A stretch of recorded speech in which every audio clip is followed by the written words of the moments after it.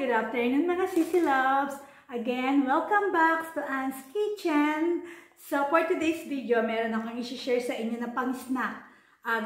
Gagawa ako ng snack for today para sa amin ng asawa ko, tapos coffee. Yung mga anak ko, ginawa ko na sila kanina pa. Ako kasi pag nag-i-snack, hinihintay ko si Habim sa bahay para sabay kami. So, bago ang lahat, please don't forget to subscribe, like, comment, and share, and hit the bell button para updated kayo sa susunod kong mga new recipe. And by the way, bago tayo mag-umpisa mga sisilap, i-share ko sa inyo itong biniling ng asawa ko, in order niya online. Talagang napaka-supportive ng asawa ko, diba? See? Ano lang, talagang feeling professional chef lang. Pero hindi, joke lang. Hindi ako marunong talaga magluto. Yung mga easy recipe lang. So, ayan, binili niya to at saka to. Ayan siya. O, diba? Napaka-supportive ng asawa ko. Gustong-gusto niya yung content kong Anne's Kitchen. Yung family bonding, hindi masyado niya kasi ayaw nilang nakikita sila sa vlog, diba? So, anyway, mag-start na tayo. So, ito yung mga recipe ng pang-snack nyo. I'm sure magugustuhan to ng mga anak nyo. So, ang tawag ko dito is tortilla cheesy beef burgers. So, here's the recipe. Ayan sila. So, I have here lettuce icebergs. Ayan. Chinap ko na siya ng maliliit-liit. Tapos, meron tayong cheese. Any kind of cheese, kung ano yung gusto nyo cheese, basta yung nagme-melt talaga. Tapos, meron ako ditong beef burger. Makapal siya, kaya ang ginawa ko para hindi masyadong marami siyang meat, hinati ko siya sa gitna. Tapos, meron ako ditong whole jerkins. Sweet siya, ayan siya. Ayan. So, chinap ko siya ng ganito. Ayan. Tapos, meron din akong tortilla. Eto. So, eto yung ginamit ko. Ayan. So, mag-i-start na tayo mga sisilabs. Napakasarap nito. Ay, by the way, meron din pala akong mayonnaise. Ang cute na lalagyan ko ng mayonnaise kasi tortilla maliit siya. So, kailangan gaganyan mo lang siya, di ba? So, mag-start na tayo mga sisilabs. Tara, doon sa aking kalan. Let's go!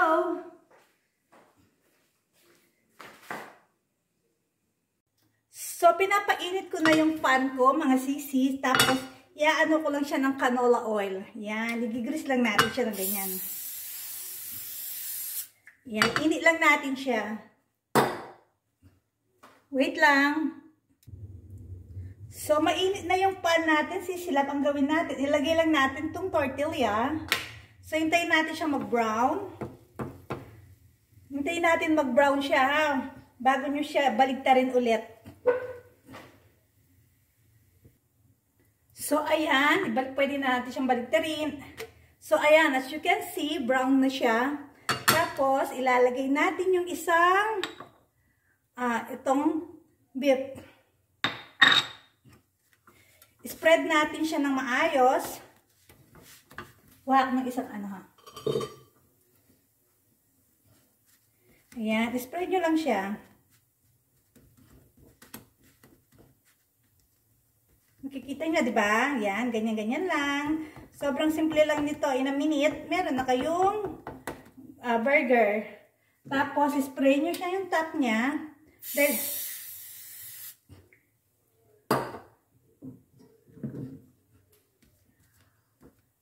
so, hintayin nyo rin mag-brown yung kabila niya, mga sisilabs, okay? Kailangan brown din yung sa kabilang side niya. Ayan. Silipin natin. Ayan, medyo brown na siya. Tapos, babaligtarin nyo siya. Ayan. So, hintayin nyo yung i-press-press nyo. Kailangan very low fire lang, ha. So, hintayin muna natin siyang mag-brown. Yung makikita yung maluto na yung meat niya. Huwag masyadong lutong-luto, ha. Hindi masarap pag nawawala yung juicy ng burger.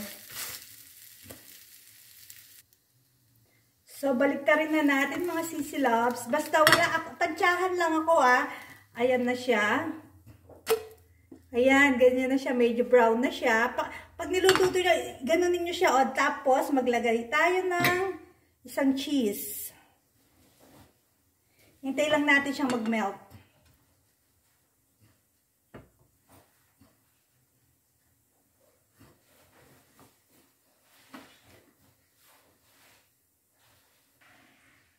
So, ayan mga sisi loves. As you can see, nagme-melt na yung cheese. Pwede na natin siyang alisin. At ilalagay natin siya dito sa kabilang pan. So, gagawa pa ako ng isa para kay hubby. So, ang gagawin nyo lang, ganito ang gagawin nyo. Oh. Ay, ang crunchy niya. Tapos, asan na yung lalagay ka?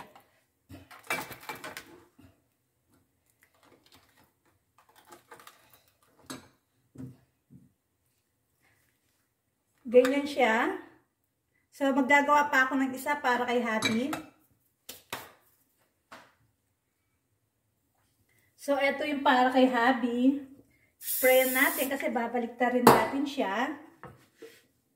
Yan. So, i-press yung ganyan mga sisi loves para mag-flat yung burger nyo.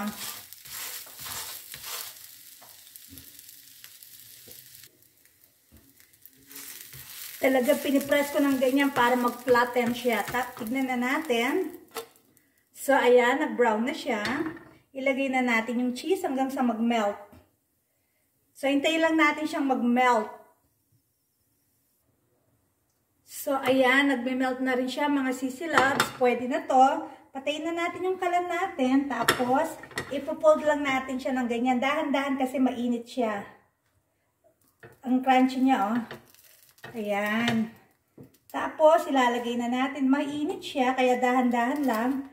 Mainit, mainit, mainit. Ayan. Ayan siya.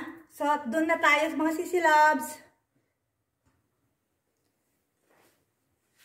So, ganito na siya mga sisi loves. Naku, ang baba ng video ko. So, papakita ko siya sa inyo. Ayan. Ganito na siya. Ayan na siya. Tapos, lalagyan lang natin siya ng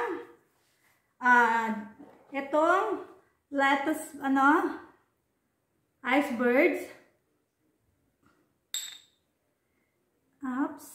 Tapos, yung isa, tig-isa kami ni hubby nito eh. Tapos, gagawa ako ng caramel latte na coffee. Tapos, itong jerkins natin,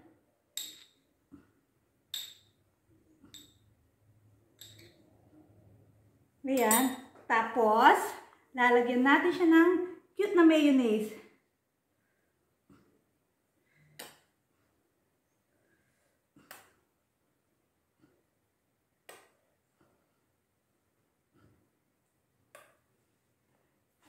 Hindi nyo pala ako nakikita, no? So, itataas natin yung video ko. Tapos, eto na siya, mga sisi loves. Diba, sarap ng pang-snack. Kain tayo. At saka ang crunchy ng tortilla niya. Diba, napakadali lang. Pang-snack to. Tikman natin, ha? Bumababa yung video ko. Nakakainis. Pag ako lang mag-isa. Ayan. So, ayan. So, titikman ko siya, ha? Ganito itsura niya, oh. Tsaka ang crunchy niya.